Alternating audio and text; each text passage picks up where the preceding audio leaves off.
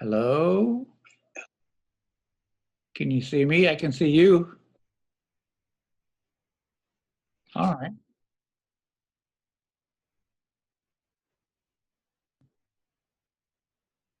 good. Because I didn't brush my teeth.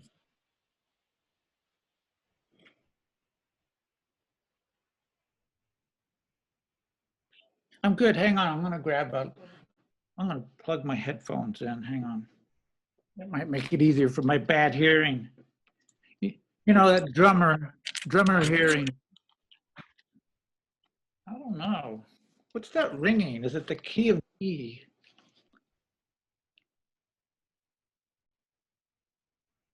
Yeah. I've, yeah.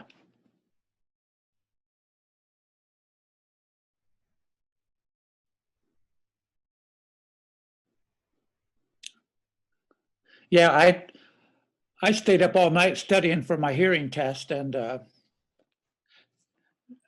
actually, I've had hearing problems my since I was a youngster. They found out, like in grade school, they would give you a hearing test, and they were like, your son has bad hearing. Do you realize that?" And so all the way back, and then of course I'll start playing drums. So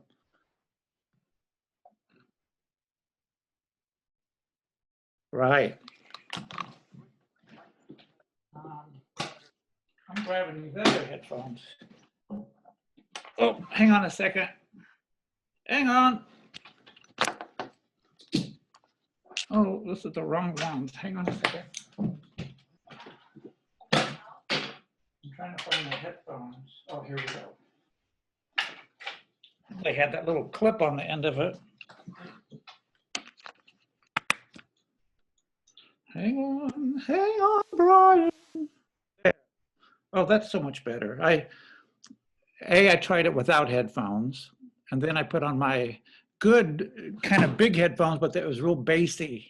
And with bad hearing, it's like boo boo boo boo. So I needed a little more tinny so I could hear. Sorry,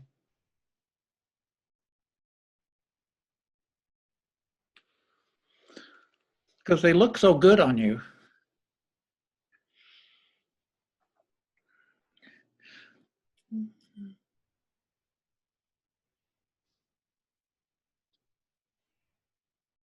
Mhm.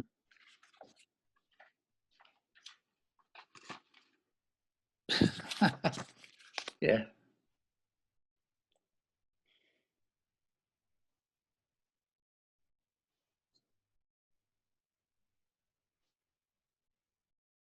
yeah. Sounds easy enough. I don't know. No, I'm doing good. Considering the isolation experiment.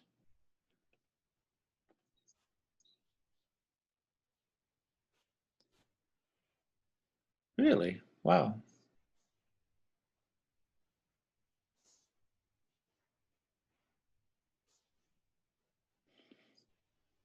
Okay.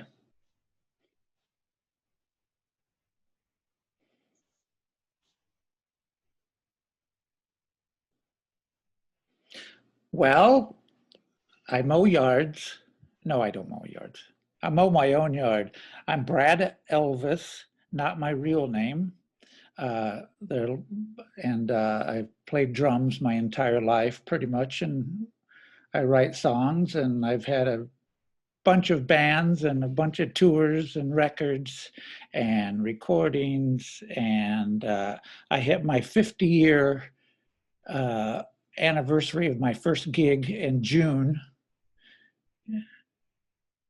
That's because you can't see me.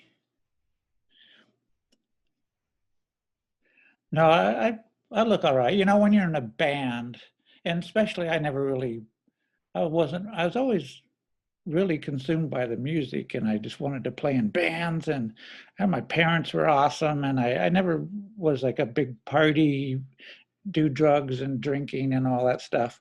What I enjoyed was playing the music and wanting to be in a band, and I was just so focused on that and having my own bands. And when you have your own band, you got to be responsible. You can't be all messed up and try to book gigs and send promo out and make promo and call people and so I've always been together with all of that, and so I have a pretty clear memory of things, and it might have helped with my so youthful looking face.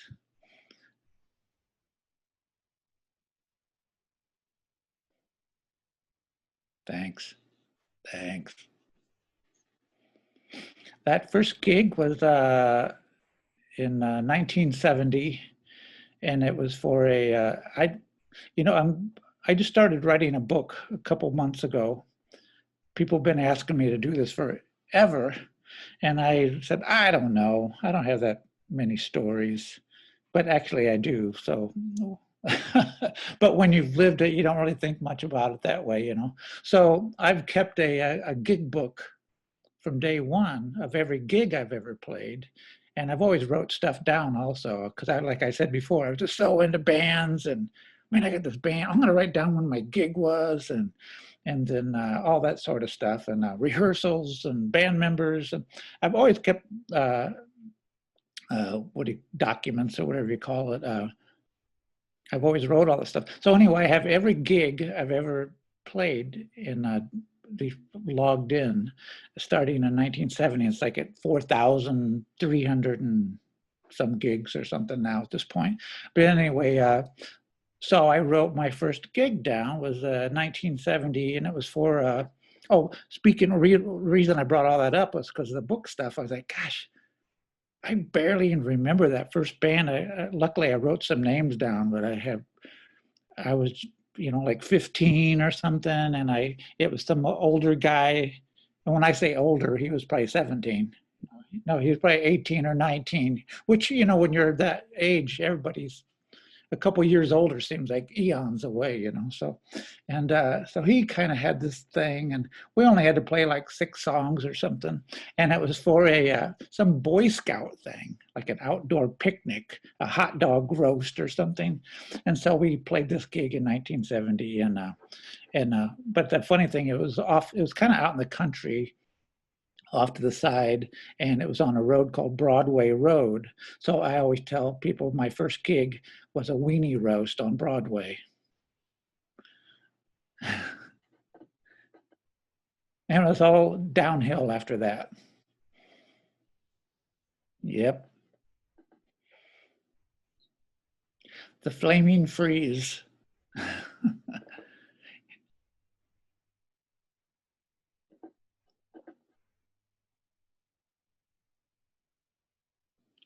um, no, I wish I would have wrote the set list. I know we did. Oh, actually, it's kind of funny. Uh, I remember we did basically what every band played back in those days. We played like Born to Be Wild by Steppenwolf, but this guy, his name was Ed Hoyk or something like that. The older dude had some connection to the Scouts, and he had an original or two. And the reason I remember that is because there was a little article about it in our local paper, and it talks about a band a local combo played the Flaming Freeze, right? Everything was a combo back then, and it said an original composition by Ed Hoyt called "My Prayer" or something like that. I don't know. Uh, so we did a couple cover songs, and apparently we did an original or so. So, yeah. But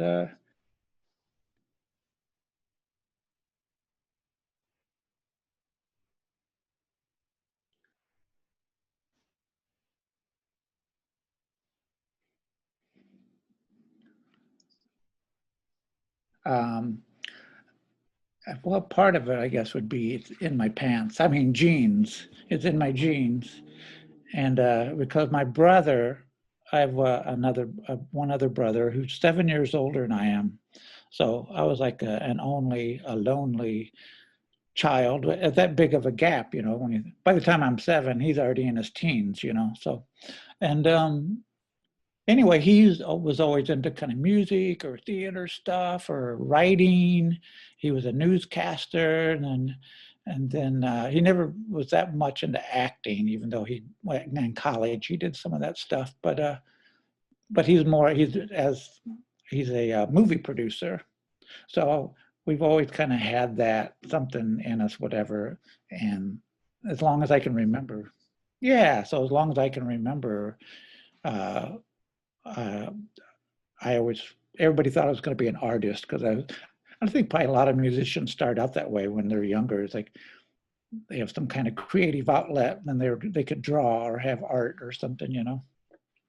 Did you do any of that stuff?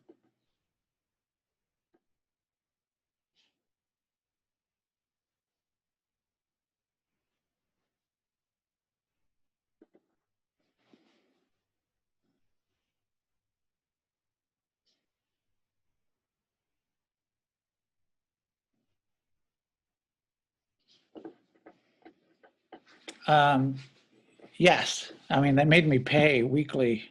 No, no. And with my income, it was weekly.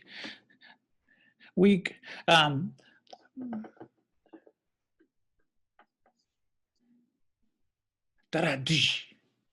um, yeah, so going back, I had something in me. I always wanted to play something. I didn't know what. And I remember telling my mom and dad, probably mainly my mom, I said, I want something, I don't know, guitar or drum or something. So they bought me some real cheapo kind of stuff, but I was happy with it. And then the Beatles, February 9th, 1964, were on Ed Sullivan. And I was, let's see, how old was I? I was 9, but I was going to be 10 that year. So I was kind of turning human enough to understand at this point music and something I liked. And but I remember that night super well, and it was like everybody else that remembers it and was there. It was like some kind of hypnotizing alien drug that hit everybody. And that's what happened to me too. And so that was all good. And I remember my parents weren't there that night. And I go, what? And for years, I was like, yeah, it was so weird. For some reason, mom and dad were at home. And my brother, who was, what would he be then, at 16? He was like 16 or so. So I think and his name's Bill. And they were probably like, well, all that. Well, anyway, later I found out on February 9th, that's my mom's birthday. When you're young, you don't really know people's birthdays. They just kind of magically happen. And hey, tomorrow's your birthday. It is? What do you want to do? I don't know. Presents. And so that's why they were gone that night. And looking back, I'm like, oh, I was 9. Bill was 16. Definitely old enough to watch over me. It was probably the first time they ever went out on my mom's birthday in 20 years or 16 years or whatever it was. So that's why they weren't there that night. So that's kind of interesting. But yeah, my parents were great. And I think my brother and I inherited our creative, artistic end from my mom's side, who had like 10 brothers and sisters, grew up in a super small town, and everybody had a million brothers and sisters back then, but every one of them were like really good at art, or they could write books, or they could play piano by ear. My mom could, or mandolins and guitars. And so I think we just kind of picked that up somehow. And I was just kind of natural at it, as according to some of my relations back then when they would hear me drum. This is in Illinois, middle of the state. The heart of Illinois is Peoria, and I was in a smaller town nearby called Pekin, Pekin, and uh, yeah, like we would have family reunions. I remember I took my little Montgomery Ward's drum set to go play along with the older dudes in the family that played banjos and mandolins and acoustic guitar. This is so 1966 or something by then or so. And they were playing all this bluegrass and stuff, but I would play drums along with them, and they would always tell my mom, "Oh, he's got natural timing. He's good. He's got, you know." So anyway, that was always uh, encouraging.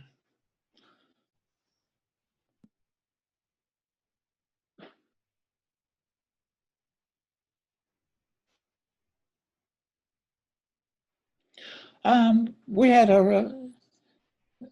yeah, and it was only like, 8 miles away or so. Peoria was pretty good size. I think it was Chicago, then Peoria.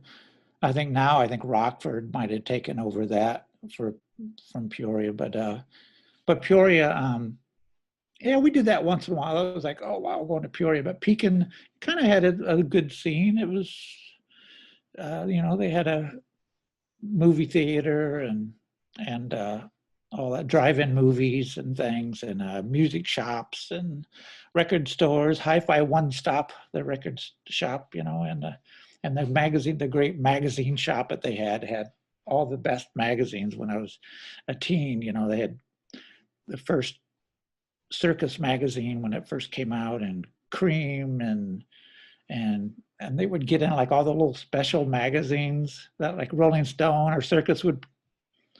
They didn't have that. I'd have to go to Peoria for that and go to Co-op Records and get Enemy and Melody Makers, and but I loved all that stuff. I still hoard everything. Yeah, very much so. A big collector, and I'm very organized, um, which you got to be. Yeah, I have like probably 5 or 6 thousand albums, and probably that many 45s, all in plastic and alphabetized and arranged, and I collect. It's kind of fun. I was just always so into the celebrity thing, not for myself necessarily, but I'll put it this way: I was always a fan, and I think it's good to always remain a fan, because if you stop being a fan and you think you're too cool, you're cooler than everyone else, that's not good. I remember reading an interview a long time ago with the when the Clash opened up for the Who at Shea Stadium and stuff, and one of the nights, I guess, one of the reviews was. And Pete Townsend came on. He was wearing a Clash T-shirt, and it's great to see that someone like and Pete, on top of the world, is still a fan. That he's not too cool not to wear the opening band's T-shirt. And that things like that stick with you when you're younger, and that sort of thing. Or another one was I think on their '75 tour. I was a big Who fan, and thanks. And they played in Florida somewhere at the beginning of their tour, and the arena or wherever they played wasn't quite as full as they expected it to be. And the review was great. It said they played extra and they played super hard, and then Pete said it. He said thanks or something. You go tell all the people that weren't here tonight what they missed. They were like, it wasn't like, oh, we're bummed out, we're not going to play a good show, this sucks. It was like, no, we're going to play extra hard and then kick everybody's ass and make everybody go talk about it.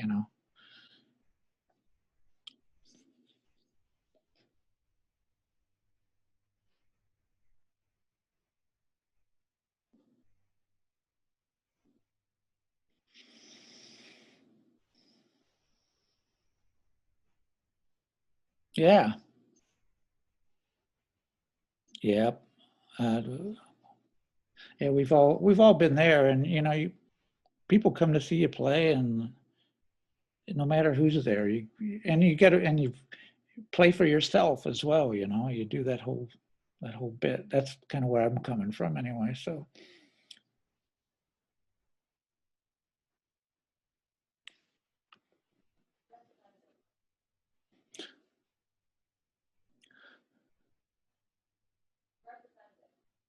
I was about 48, and I'm still trying to figure it out. No, like it's pretty much forever. Going back as far as I can think about that, I wanted a drum and all that stuff, and being a fan and listening to my Beatle 45s and the Monkees and Paul Revere and the Raiders and the Rolling Stones and Herman's Hermits. You know, all I was, it was, I grew up with all that. I think with that 60s invasion thing, I think if I would have been 7 or 8, would have been almost like too young, but I think I was just over that hump enough where I got it and I understood what I was, seeing, like with the Beatles on TV. Like I remember when I did see the Beatles on Ed Sullivan, I was like, I don't know. I remember my brother, 7 years older, he goes, "Are you gonna watch the Beatles?" I was like, I don't know what the Beatles are, which I kind of didn't. And but I'm going to watch them because people were talking about some Beatles thing. So I watched, and it was just like, oh, I don't know what it like something just like pulls me into the television set. And then like a week or two later, Dave Clark 5 was on, and they all had they were all wearing their white suits, and they kind of had their hair kind of combed over. If you remember, if you see pictures of that, kind of combed.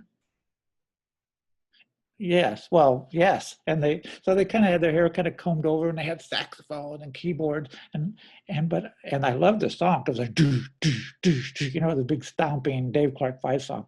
But I said something about them. I don't know. I kind of like that other band better. Like I knew at that age I could already tell what I liked and what I didn't like. So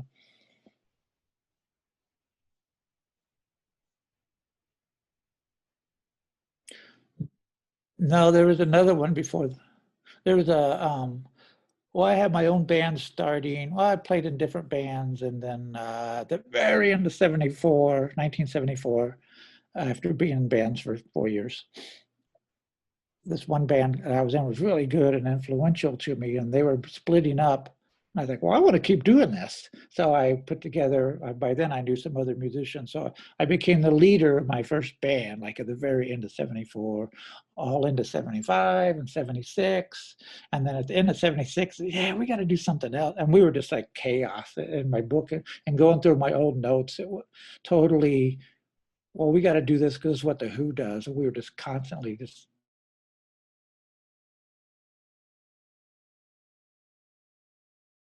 coffee tables out was.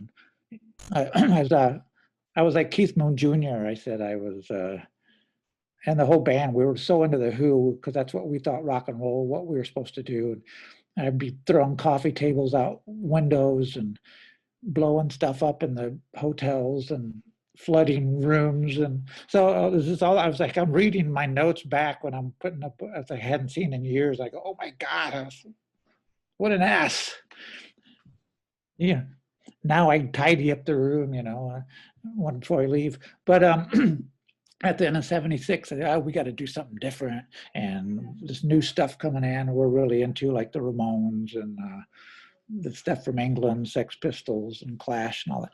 So I started Screams, a band called Screams, which kind of morphed out of that other band. And we were probably one of the very first making the little quote signs, punk bands at the time. And looking back, it was just a good rock and roll band. Same with Sex Pistols. At the time, I was like, oh my God, this punk rock, it's horrible. These kids, they're wearing. But if you listen to the music, it's what they tried to destroy, but it ended up being just a really good rock and roll band. Yeah. Uh, yep.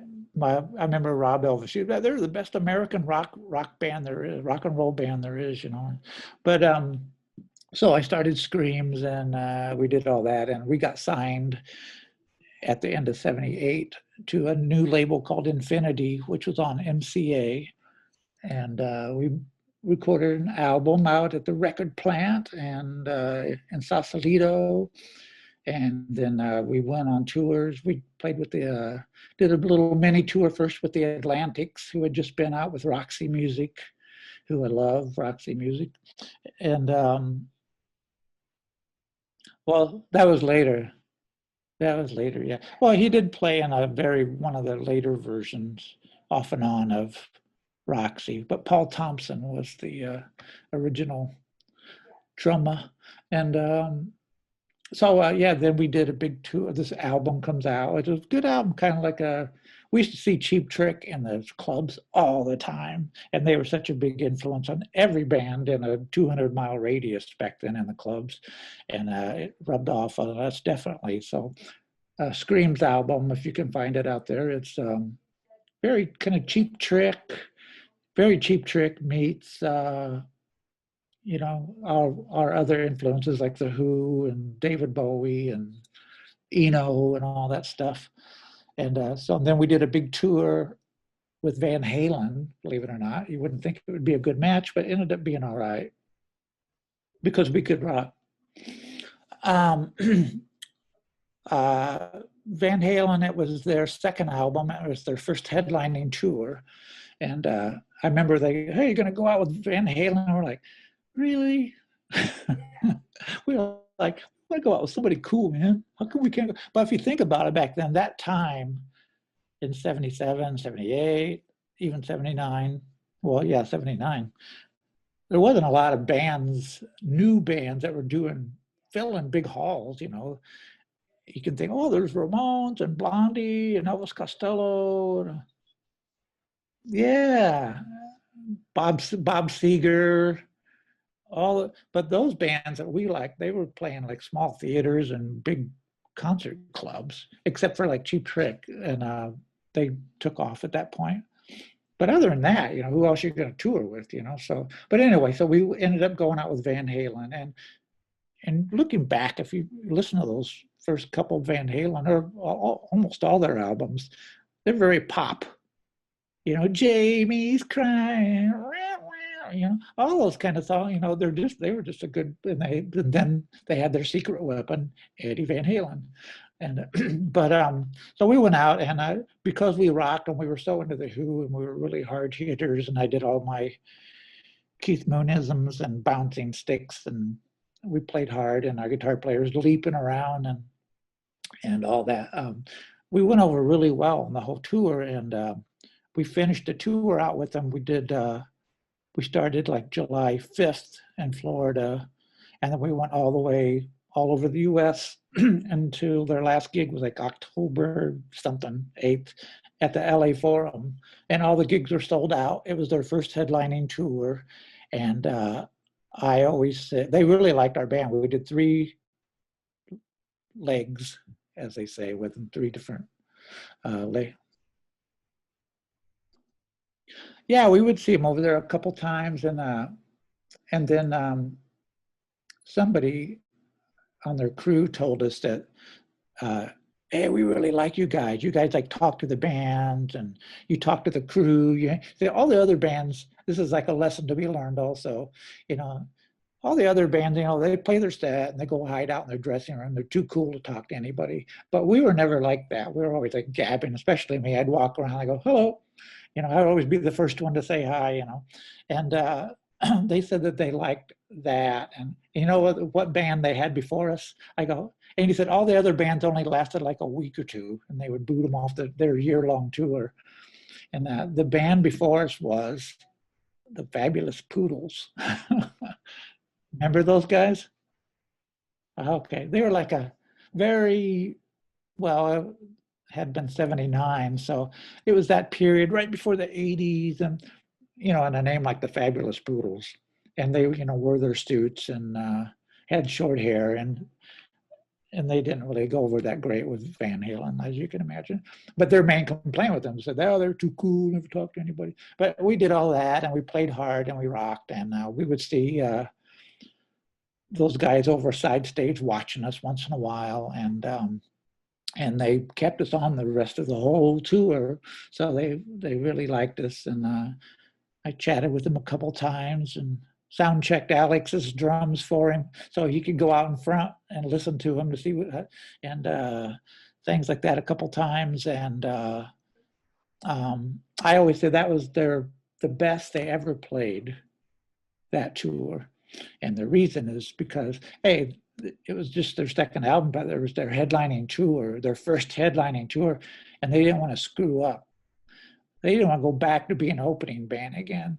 And everything, they played hard, they played really good, and every night was the same thing. Just no matter how improvised you would think it would be, it was like the same thing every night. And every night they worked on the lights. I remember the lighting guy was always with them. Oh, you guys should do, oh, look really, really good when you guys did this, and you should do that. And they just kept working at it. So, and then I saw them the next tour, Women and Children First, when they came through Champaign, Illinois, which is where I had lived at the time. And it was already like, we made it.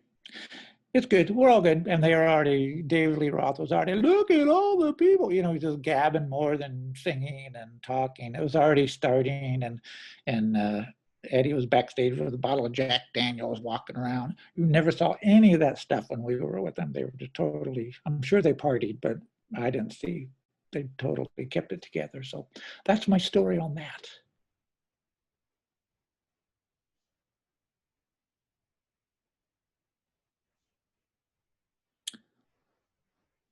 Um, Well, the band before it that I said was influential, it was just a local band, but it was like all the top dudes that were in high school and out of high school that I had looked up to. And one of them was the bass player, was my age, was Graham, who ended up being in the Elvis Brothers. And then the lead singer, Greg Clemens, it was kind of his band, sort of. And he had written songs, and he ended up getting signed later to Emperor Records. And then, so it was like three of the four guys ended up getting record deals different times, so it was a good, talented young band. And but anyway, with Greg and all the bands even before that they were all in, had really good originals. You would know the originals, and like, these are cool songs and stuff. So it was great to be in a band like that was really aware of having a band having an image, and how they could actually write good songs. And I've been lucky. I've always been in bands around with people like that. So my next band, when I started it, I'd already been writing songs and writing down lyrics and things for years at that point. And then I just thought, hey, I got this idea for a song, and that it probably started with me with that. And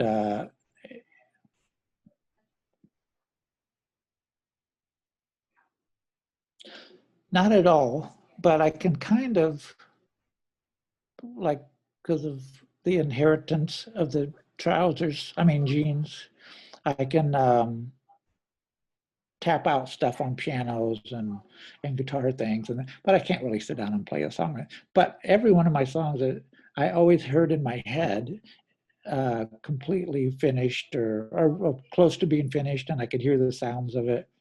And I just watched some documentary on somebody, and they said the same thing, that, oh, maybe I don't forget who it was, but anyway, they said the same thing, where it's like, yeah, I hear like the songs, like, and I asked Chloe, my wife, who writes songs, great songs as well. I go, don't you have that when you hear a song? She goes, no, not really. I just hear, because I hear like the whole song in my head almost in the parts, and it's like weird. So anyway, I've always explained my songs, and you can hum out a melody to a song, and you would recognize it, like a known song. But if I hummed it, you go, oh yeah, yeah, I know that song. So with my own songs, I would do that. I said, well, the guitar goes like this. It's kind of a song. I kind of explain the genre, kind of, and then I would say, and the guitar is a da da da da da da.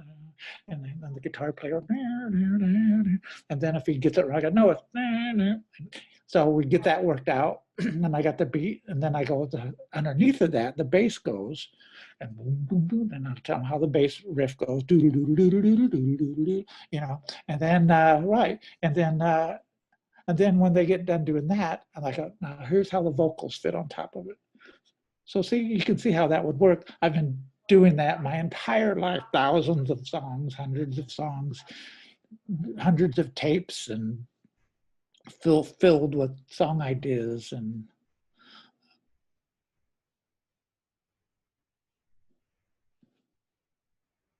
what's it?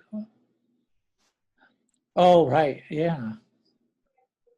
Well, I lived by the Walkman many years ago, the Sony Walk. Gosh, I have like I think I have like 100, I probably have like 100 cassette tapes, like anywhere from 60 to 90 minutes. And they're close to 100 probably over the many years, filled with song ideas and stuff and tape. And then I wrote them all down so I knew what it was, and I put little stars by them if it was like, this actually was kind of a good idea, you know.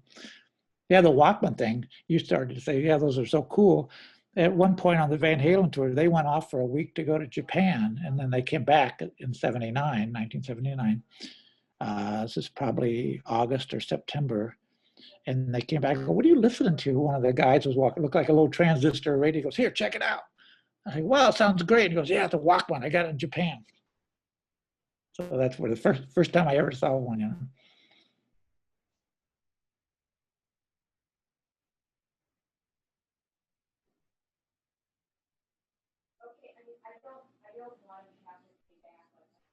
Oh, right. Uh-huh. Yep. Yeah, those early ones were awesome because they were 4 battery and they were really strong and heavy duty, the four. Then when I went to 2 battery, they kind of sucked. But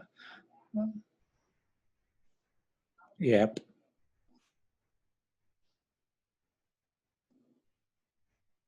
Yeah.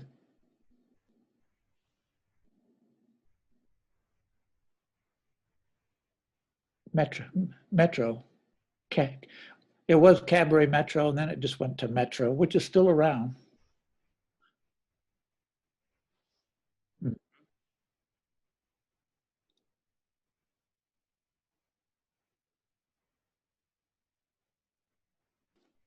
Yeah, Cubby Bear. Yeah, yeah, a big, actually a big club right across the street from Wrigley Field, the Cubs, Cubby Bear.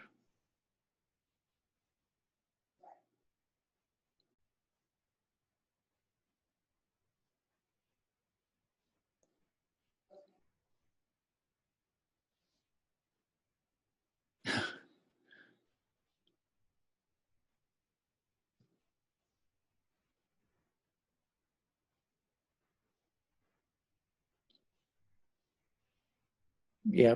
Mhm.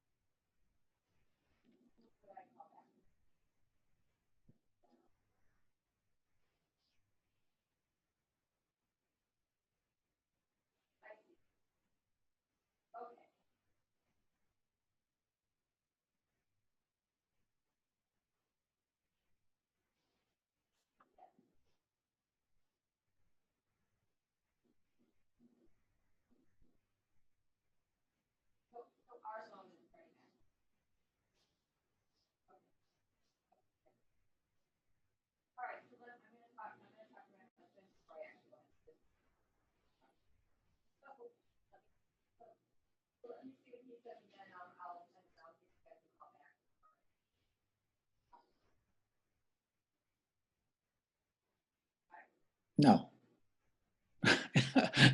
um, Thanks for coming over. I like what you did to the place. Um, uh, well, my going back to my excellent parents, my egg salad parents, they were they always, especially my mom's side. My dad was an only and lonely child, and he was great as well. But my mom, and he loved, when they grew up in a super small town, so he loved going over and hanging out. I mean, the town had 800 people or something, so they grew up together. So he loved hanging out on my mom's side of the house, side of the town over the house, because all the kids, all the brothers and sisters were around, and they're all just loved humor, and they were all playing music or whatever, you know. So I inherited some of that, I guess. And I've always had a, I've always been fairly witty and loved comedy, and I always liked the twisted, more comedians growing up, like, you know, the Jonathan Winters as a kid, and Senior Winces or whoever, you know. Yeah, I remember him more just when he was just a comedian and he'd be on like Ed Sullivan shows and all that stuff and early Smothers Brothers, same way, all that kind of stuff. So so anyway, just being funny. I when I would be like really young, like 4, 5, 6, 7, 8, at Thanksgivings and Christmases, I remember I would actually be holding court sometime. That Brad, tell that funny joke, and all the adults would just be laughing, and so I kind of had that going on. But so I always say a lot of my influences with drumming are just guitar players and comedians and of course drummers. So I took that and drums, and then I started. All right, when I decided I should follow someone, and I decided to follow this. I had this single called "I Can See for Miles" by the Who, and I was like, man, something about that drumming on that is different and so cool. And maybe I'll follow that guy. Maybe I need to follow someone. I just taught myself, and so I followed him. And oh, the Who are going to be on Smothers Brothers or whatever, and or Tom Jones or anything. I was like, I got to watch it. And then I watched it. Wow, he's twirling on sticks and bouncing stuff. And so I started doing that as I was teaching myself, and and a lot of other drummers too. Johnny Barbada from the Turtles. It was awesome, really. And he was a jazz. Ah, he's awesome. Check out the Turtles stuff. And he went on to be with like Jefferson Starship, and he also played on Crosby, Stills, Nash and Young, the live album, that Four-Way Street album. And who else did he play with? Uh, but he was a stick twirler, and he obviously he had a book that actually he gave to me, believe it or not, and not available to the public either. It's like really this is a long story, but he was a big jazz guy. But you could tell he was young, and we kind of looked alike when we were younger. Chloe goes, "God, it's totally you. It even looks like you got the same nose, the same hair, wears the kind of British suits, even though he was from the States." But anyway, yeah, him. So I saw a lot of stick twirlers and all that stuff. So I wanted to do that, and I practiced all the time. And then when the movies came out, like Monterey Pop Festival and Woodstock, God, I went anytime they were in town. I went and saw multiple times. Yeah, yeah, yeah. Joan Baez, hurry up! I want to see the Who. Here they come.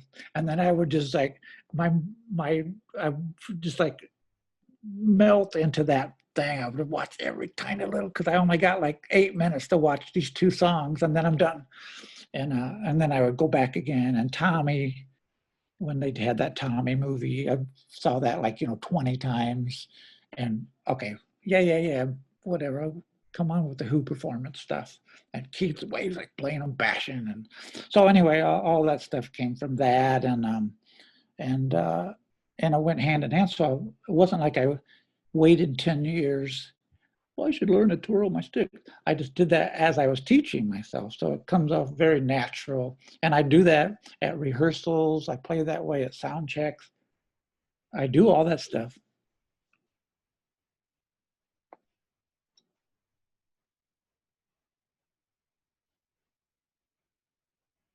Yes, it really is. Yeah. I mean, you go see my sound check and I'm doing the same stuff. I'm doing the Pete Townsend arm swing things. And I don't know if you saw that night, I do a thing where I balance a drumstick on my right hand while I'm playing. I do that a lot. I do that a lot, but that came from uh, by accident, by just me holding my stick. You can't see me, but I would hold my stick straight up, and I always played my sticks backwards because I saw a picture of Keith Moon doing that. Well, that's what he does. I guess that's what I'll do, and it kind of makes sense in a way because it's like holding a baseball bat. The thin end is in your hands, and then so I would hold my stick straight up like Keith Moon and doing the and out of boredom I would kind of let go of it and it would balance on my palm, and that just turned into I'm balancing a drumstick while I'm playing drums. How does he do that? And I've been doing that since I was in high school bands. So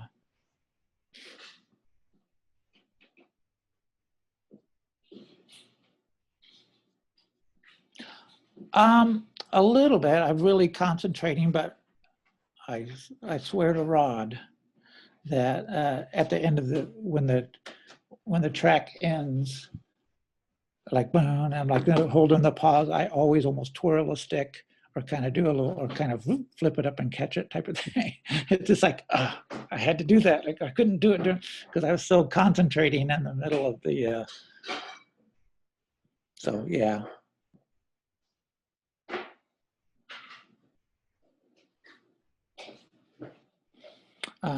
Yeah.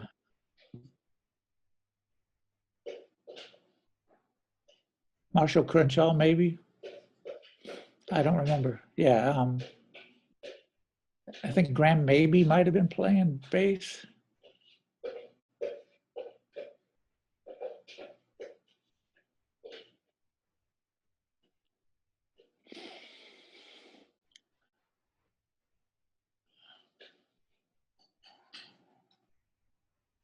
Um, I'll do a quick screams.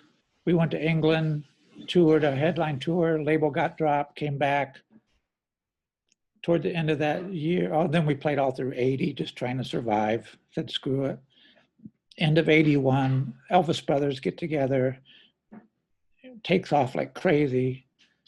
'82 with Rob and Graham, the three of us, which is how I got the name Brad Elvis because of the Elvis Brothers just goofing around, you know. So,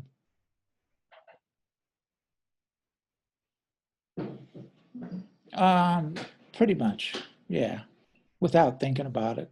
Well, we Presley, Elvis Presley. No, it's Brad Stakely, Steak, like steak, Ley, Bradley J. And um, yeah, Elvis Brothers were just like we had all started. Rob had been in a band that got was on a label, and the three of us just started this Elvis Brothers thing, just for a side thing, just goofing around. And with the name Elvis Brothers, we always said if we thought we were going to be a serious band, we would have never named it the Elvis Brothers. But and so anyway, one night just goofing around, Graham's like, "I'm Graham Walker. This is Rob over here, Rob Newhouse." And before he got to me just goofing around on the Elvis, I said, and he goes, "Back here we got," and I go, "Brad Elvis," and he goes, Graham's eyes light up. He goes, "Brad Elvis on drums. I'm Graham Elvis, and this is Rob Elvis. We're the Elvis Brothers." So it was just part of a goofy and it's just stuck. And then we took off, and we got a record deal on Portrait, CBS. We had 3 albums out and all that stuff. And then I had my own band, Big Hello, after that with a couple of CDs out. And then we started, my wife and I, Chloe, who I'd met and during Big Hello, we started a band called the Handcuffs. And we have 3 albums out now, and a 4th one's finished and ready to go. But we had already recorded 1 album, which we ended up never releasing. So, but we got with this management thing, this management guy, and a big time management thing. And we signed with him, did the whole lawyer thing, signed with him, and then it didn't work out. Like 4 or 5 months later, nothing was going on, and it was just frustrating. And Chloe's like, "I don't even want to do this anymore. It's not even fun." You know, I was like, just nothing's going on. And it was just so we decided to break up or then lose this manager guy. This is kind of funny so it was like all this like negative vibes, and it was just like, oh man, this. And the only way he could meet with us at this point, he goes, "Well, I got if you could meet me we live in Chicago. If you could meet me in Los Angeles, I'm going to be there for a few days. I'm trying to get this other band, and blah, blah, blah." And we thought, maybe we need a break anyway. Let's go to Los Angeles. We'll meet with him there. But like the day before, we talked to him and said, we don't want to be with you anymore. So when we hung up, we were like this big weight had been lifted off of us. It's like the sun came out and birds were landing on us and clawing our faces. No, it wasn't like that. And pecking at us. No, so we're like, well, who can we call? So we started calling people. We're like, hey, we're going to go there. We got our tapes. We're going to go buy drop record, tapes off to records and record companies. And I'll call my friend Clem Burke, and he was playing in the Romantics at the time. Blondie hadn't been playing. Blondie had broken up, So I called Clem. I go, what's up? He goes, I'm rehearsing my New Jersey accent. Yeah. He goes, I don't know. Blondie's rehearsing. And I go, well, what's going on with the Romantics? And they're, well, not much. And I'm not going to be able to play with them. And this and that. And it's like they don't believe me. I'm going to be out with these guys. I'm going to be out with Blondie for a year or two. And he's been with them ever since. It's kind of funny. They stayed together. And he goes, what do you do? And I said, well, Chloe and I just have this project. We don't really have a band, but we just have tapes. He goes, well, if you're not playing, you ought to play with them. You'd be perfect. You'd be perfect for him. And I said, I will, maybe, yeah, I'm not doing anything right now. Income would be good. And I said, if you can call them. So we went to Los Angeles the next day. And then the day after that, I got a call from Wally from the Romantics. Hey, I was talking to Clem, and we kind of knew each other. We played on bills together with Elvis Brothers and Romantics. But Clem says you might be available, do some dates. And so that's how that all started. And also within like weeks and days, every day, like some great thing, some new thing, or gosh, so-and-so called and they're interested in, it was just like, so crazy. If you get rid of some negative thing, all this stuff happens, So, so that's how I came about with the Romantics. And I didn't know if I was going to be with them just for these 6 or 8 dates in a row, or maybe the one. And then they called me like a month later. Hey, we're going to do some more of these. You want to do it? I said, sure, okay. And here it is. Over 16 years later, I've been their longest playing drummer, and I've been with them like way over twice as long as the original Jimmy at this point. And yeah, it's a good gig to have, and fun playing all those gigs and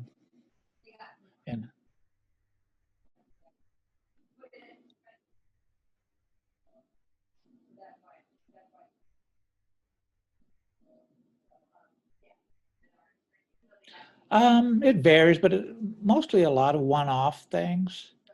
And then sometimes there'll be a couple in a row. And there's been times where, like in 2000, I don't know, 4, 5, 6, we did like a month-long Little Stevens thing all over the country by bus, 2 buses. And so some of that happens. Oh, and we did a couple years ago, couple years in a row, we did a ton of Rick Springfield dates outdoors all summer. These big open, theater type things, and sold out, great. It was all down in the Carolinas and Floridas and Georgia. It was in the summer, so it was like humidity is like 120%, and the heat. Oh my God, those dates were so. And every night just like wringing out your clothes, and hopefully they'll be dry so you can wear something tomorrow night, But those were fun to do, though. It was great.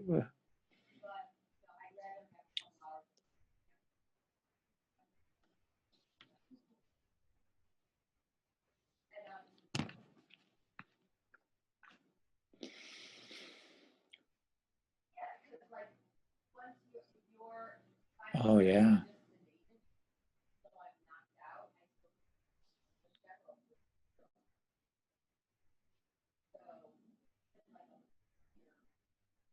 Yeah. Well, it goes hand in hand, I guess, with the vibraphone, and when you think about it, I remember when I was younger, uh, which could have been even just last week, but way younger.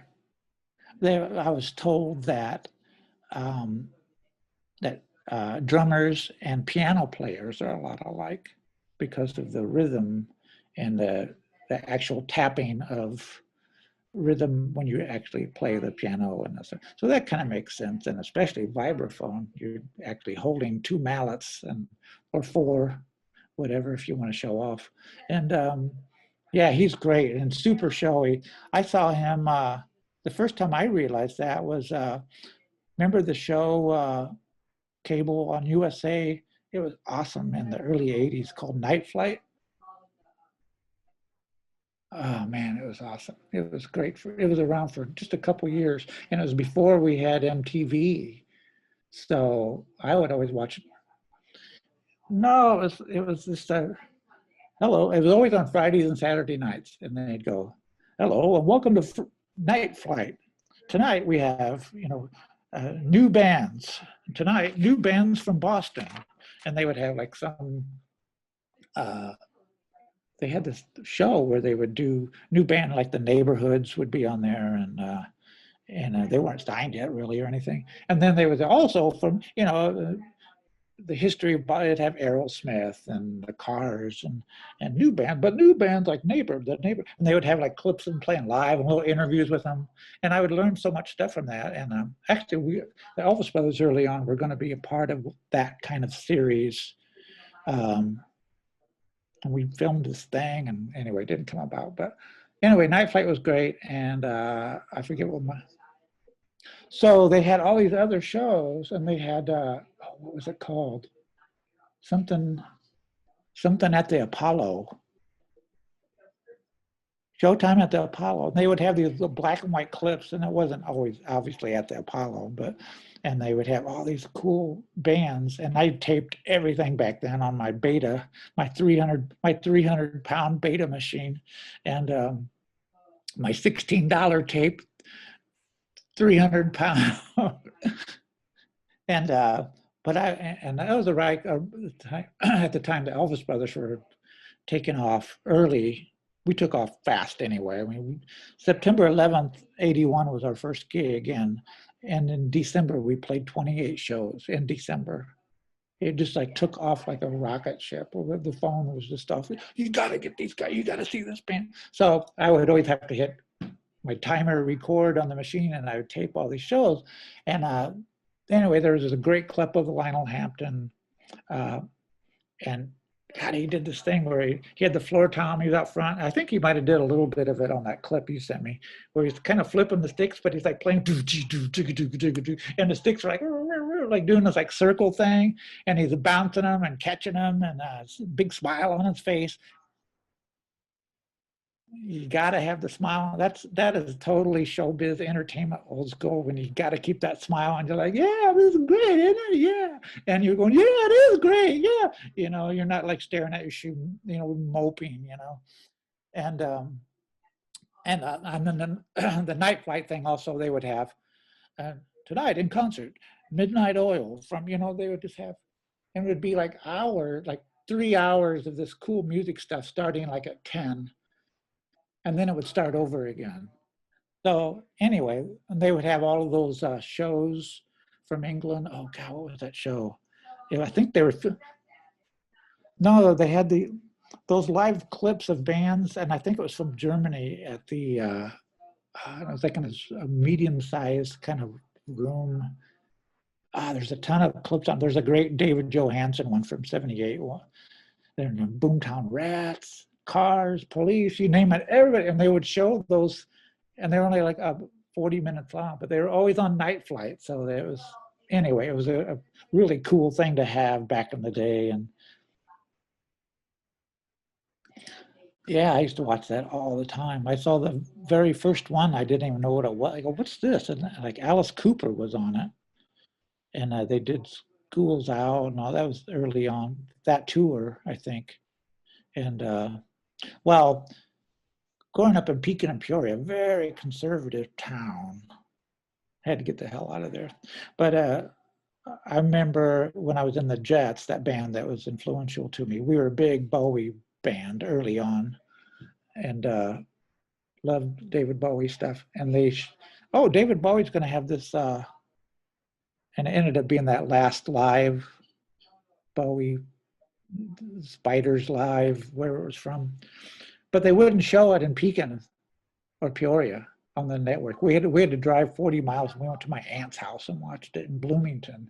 They showed it there, so it's so weird. Like, oh, we don't want you seeing this weird guy, David Bowie, a bad influence. And then they also showed the 1984 floor show, David Bowie special thing that he had. Same deal. Like, oh, this sucks. So we'd have to drive to my aunt's and she, yeah, you guys, we're going to bed now. You got to be quiet. So we're like watching the TV at her house, you know. So it's just,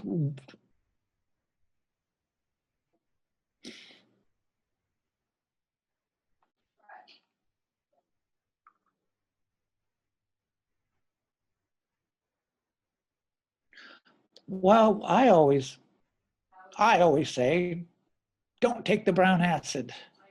No, I always say, when we were growing up, I don't know how old you are. I'm assuming I'm way older, super older. Really? All right. And you're what? Oh, you were in your 50s. You kid. I opened up for Lincoln at the Gettysburg Address. He came on and killed. Horrible PA. Um, I, so, and you as well, I'm sure a little, obviously some of that growing up, you're seeing the magazines and you're like, man, I want to be in a band. That looks so cool. And I just want to rock and get out there and I want to have a record deal and tour, like all these cool pictures in here and play in front of a bunch of people and give a record out. And there's no record deals now. So when bands have a band now, that I'm sure kids nowadays, they put bands together, but I wonder what they envision, because they can't say, we're going to get a record deal, we're going to go on tour, we're going to be in magazines. Hey, there's not even magazines really that much anymore.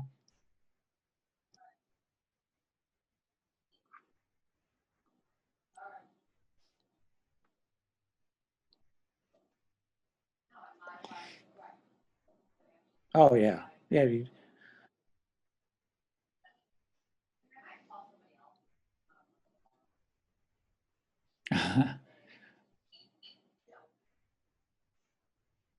Is this all that George Marinos does? It's like every album. God, how did that happen? Oh man. Yeah, especially the gatefold covers that opened up. I was always disappointed when you open it up and it'd be like the color blue and a dot, or whatever. It's like, come on, man. You got all this money for a gatefold. You couldn't put like one live picture in there of a drum set or something. But my favorite one that I used to dream about and fantasize and all that stuff was when I was 15 or 16 or something, was the Grand Funk Railroad Closer to Home album. And that was their third album. And the gatefold opened up, and the entire inside picture was this awesome live shot of the day, black and white photo, taking up the whole, no, taking up the whole gatefold was a black and white photo of them at Shea Stadium. And this big stage and the drums, he's back there rocking the drum, there's huge amplifiers, the bass player Mel's way in the background with his leg way up in the air, like, yeah, I'm rocking, yeah. And Mark Farner's in front with hair hanging down his face and like screaming. And I was like, man, this is so rock. And this is so cool. I want to do that someday. And uh, many years later, who knew that I would be on a bill with Grand Funk Railroad guys. And I had to take that album, my original album, what still has my name written on the top left corner, because everybody had to put your name on records back then. I don't know why. It's what you did. And I had them all autographed the inside of that cover. So uh, yes, and he's really tall. He's like super tall. It's like crazy. And then the other two guys are just little tiny, skinny little guys. So but I didn't realize how tall he was. Maybe it was his hair.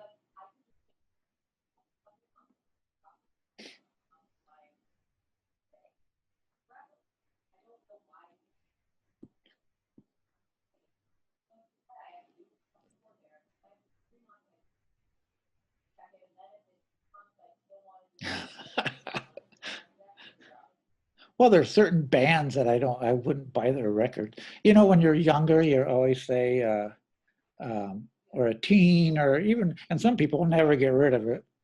But at some point, I realize that that's not true. I got to stop saying that. But you'll be like, somebody will be in your group back in the day and say, "Yeah, that band, April Wine, they suck," or or I'm trying to think of some other, or even Grand Funk Railroad. Yeah, those guys suck. I think they're awful.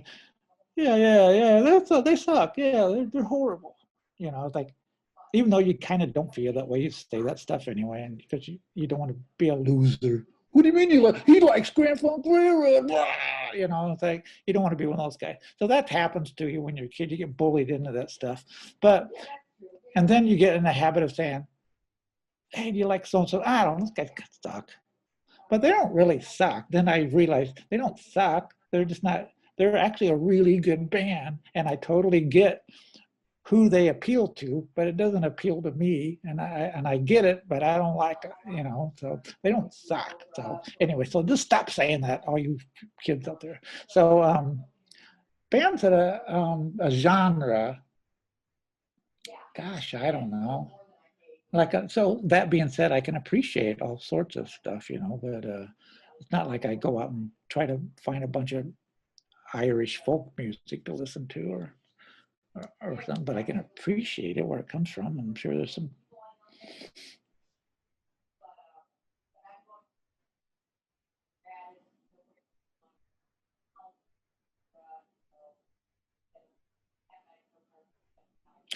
Well, especially nowadays, like on YouTube, I thought I was pretty up on bands and things, but some of the stuff, like, God, how could I never even heard of these guys? There's so many bands that I never even heard of. Oh man, they're great.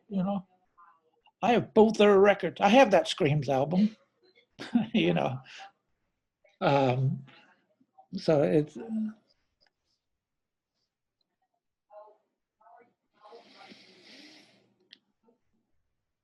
mm, pathetic.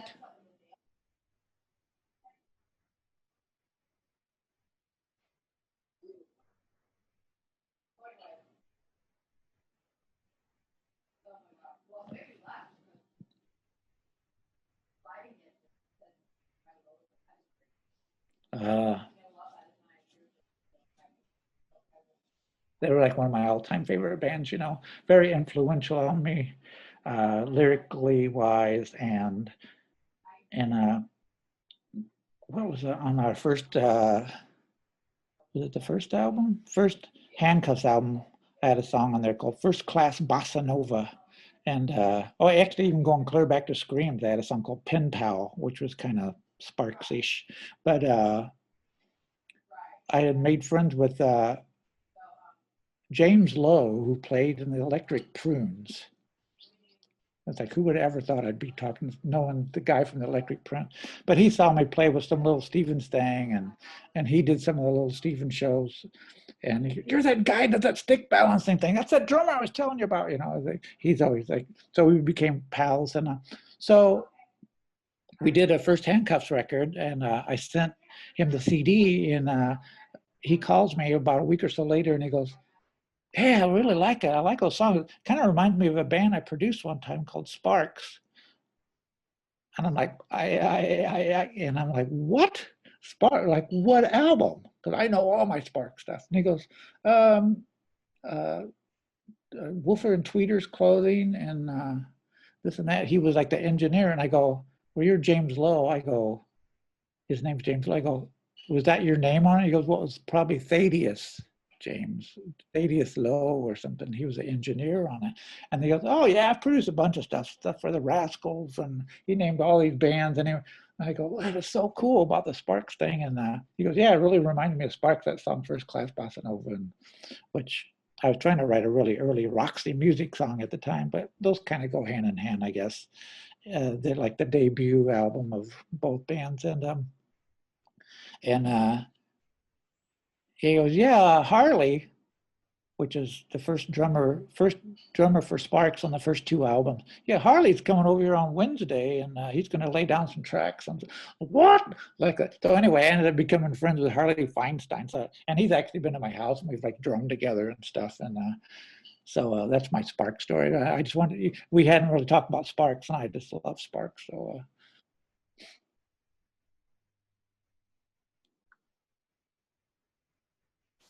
I think I've heard. Didn't they play at the Capitol Theater? I have a radio broadcast that a friend of mine made back in the day, who lives in the East Coast, that taped it off the radio of Cheap Trick at the Capitol Theater. I listened to that thing 100 times back in the day. This is before like Budokan came out, you know. So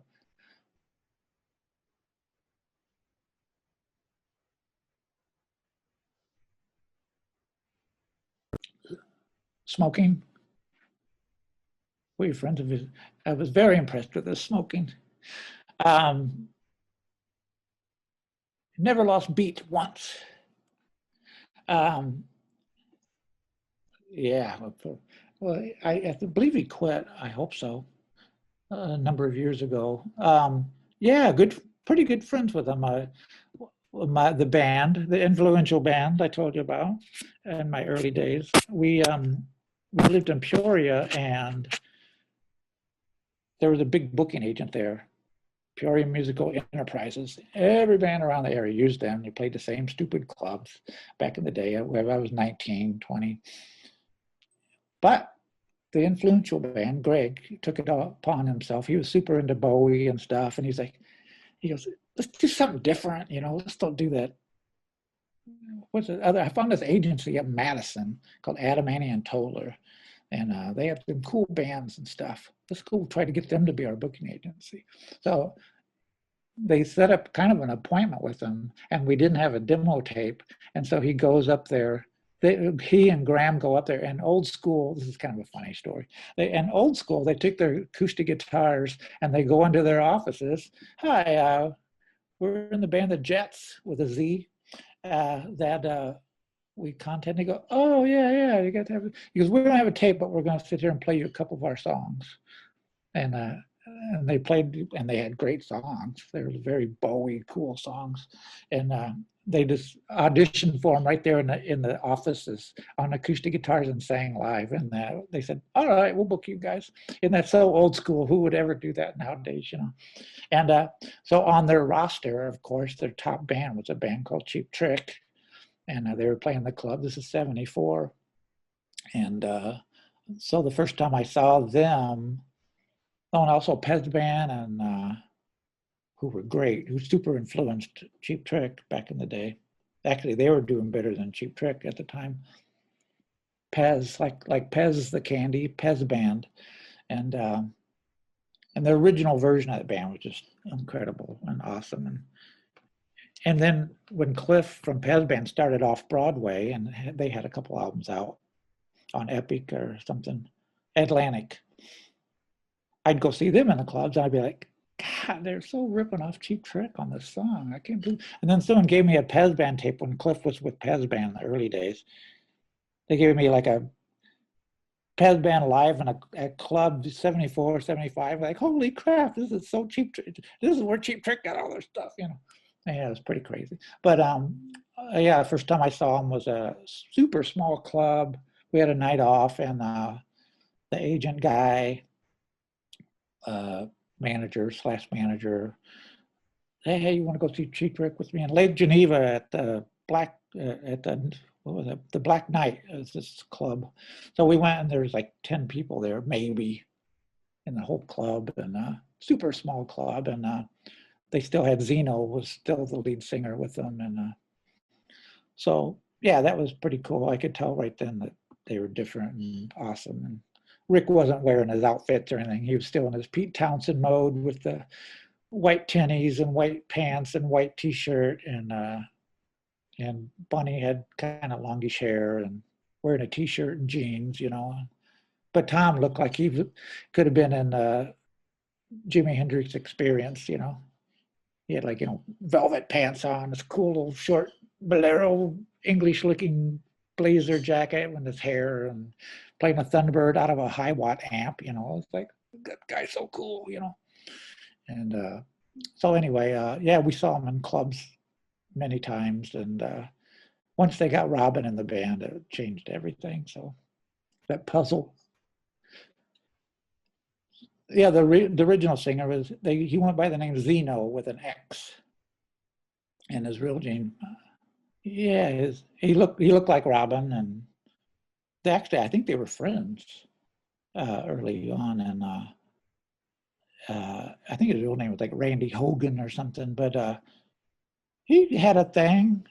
He wasn't he didn't have that special thing like Robin, but he was an okay singer, and he looked cool. And he did this cool thing. He had like a boom stand, a tripod boom stand, and but he would set it over to the side a bit, and then have the boom arm kind of long, shooting over to the side, and he would sing it, and then every once in a while he would just kind of push it away, kind of fade, like kind of put, you know, just he'd kind of swing out, and then he'd pull it back, and it's like, that's kind of cool, you know, just weird little things like that stuck in our heads. And the funny thing is, if you want me to tell this story, is when we first met him, it was like August or September of '74 at this little club that we played, and um, they drove around in this old Cadillac, old white Cadillac. You know, it's really old, but that was their band car that they drove around in. So we're talking to them, and it was still kind of the glam, into the glam days and stuff. And I'm outside. They haven't gone on yet, and it's still daylight out. It's summer, and I'm talking to Bunny, and we're talking about the Who or whatever, you know. And so Rick comes out. And he goes, "Well, time for the big show," like that. And I remember him saying that. And then he goes, he opens up the back door of the Cadillac and pulls out this brown grocery bag, paper bag. What? Do you need that on? No. And that's my wife. Hi, Chloe. Hi. And he pulls out this brown paper bag, and it's like all wadded up, and it looks like he'd had it for like weeks. And it was just as, like, that was his travel. It was paper. Like, what the hell has he got in this paper bag? And he opens up the paper bag, and you know how like a satin jacket, and like Mark Bolan would wear, and in the day glam stuff, the idea of looking glamorous, was the satin was always like so smooth and clean and perfect. And but Rick had played a gig in this lime green satin jacket, and he'd sweated the crap out of it at some gig. Then he just wadded it up and shoved it in his paper bag and threw it in the back seat of the car. And then now it's time to go on. So he goes, "Yep, time for the big show." And he opens up the bag, and he pulls out this knot, this kind of knot of satin. Like, what the hell is that? And he kind of pulls it all apart, and the collar, you know, they had the big collars, and they're like, it's like all like sticking out, and it was like the most fucked up, screwed up satin, 100 million wrinkles and bent, and he put it on. He goes, "Okay, about ready to go play." And he goes, so Graham and I talked about that for years, how funny that was. Like, it was like he's like, "I'm over this glam stuff. This is like my rebellion," you know. So he was always kind of punky that way. And he played out of this little orange amp, like a twin that he had sitting on a folding chair. And the club was so small, the stage was behind the bar. Like, the guys in the bar could lean on the back of the bar, and that was the lip of the stage. It was like, I'm sure their hearing's horrible to this day. And Rick had the orange amp and played a Flying V. And I kept watching. He's like jumping around and doing his thing on this little stage. And they're playing a lot of covers, basically. Rebel Rebel and I don't know, all kinds of stuff. And I see his amp like slowly like edging off the folding chair, and it's like, that thing's gonna fall off. And he kept playing, and he had to have noticed it, but he didn't say anything. And we're just like looking. He's got to stop that in a second and push it back. Then the thing just like just falling. He goes, "Oh, look what happened! Oh, oh, oh. Well, how did that happen, Bunny? I don't know.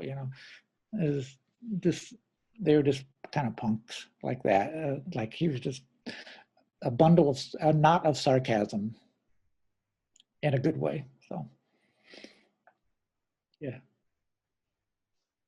Oh wow. Well, thank you for having me. And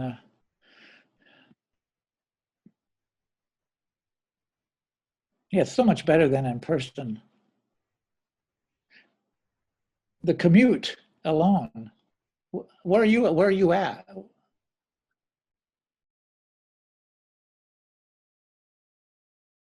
Ah,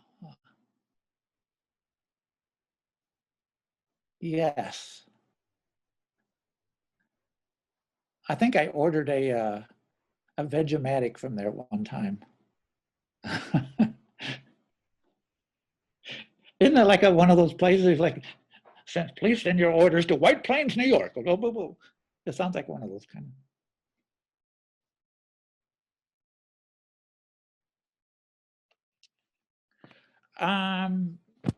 Just the usual places that I guess like the Amazons and things. I don't know. I'm on Facebook, Brad Elvis. Come on in. Oh, and there's like on Facebook, there's a lot of stuff. There's a Screams fan site, which it's really cool. It's got a ton of photos and fun stuff on there. The Elvis Brothers fan site, same deal. And the Handcuffs fan site. Make sure you put the Handcuffs, otherwise you'll get a whole completely different site. And but the Handcuffs doing great. We got a fourth album's going to be coming out, and it's awesome. I love it. And yeah, just contact me that way. You'll find me. I'm around.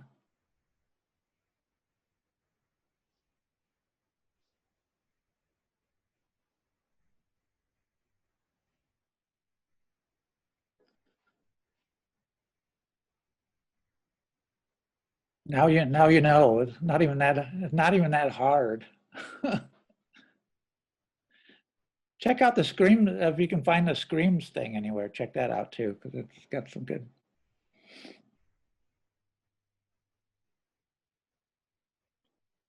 Thank you, Brian. Take care. Bye. Yes.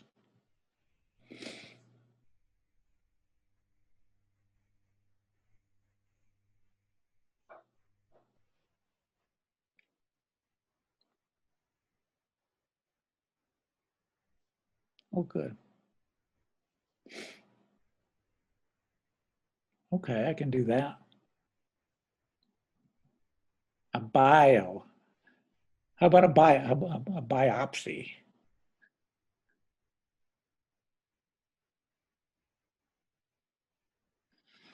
I haven't even looked at Wikipedia. Am I? Yeah, I am. Am I at that level where I'm on Wikipedia? I don't know.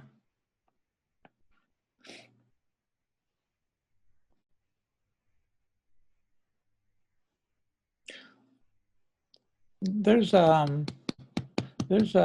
might be something on the Handcuffs site, maybe website, even though it hasn't been updated in ages. But might be some kind of story there. Maybe just the handcuffs.com, and maybe I guess, yeah, and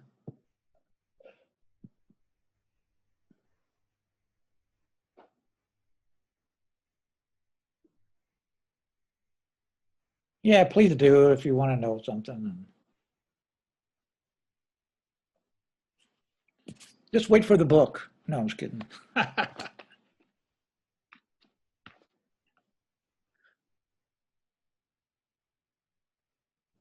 All right. Yeah, let me know a week or so ahead of time, and I can say, hey, don't forget, because I have a lot of uh, traffic, as they say.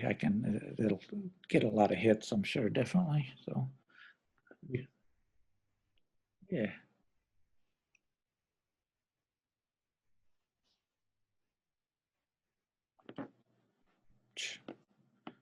Yeah, hopefully I'm not too mumbly and nasally in my voice. So.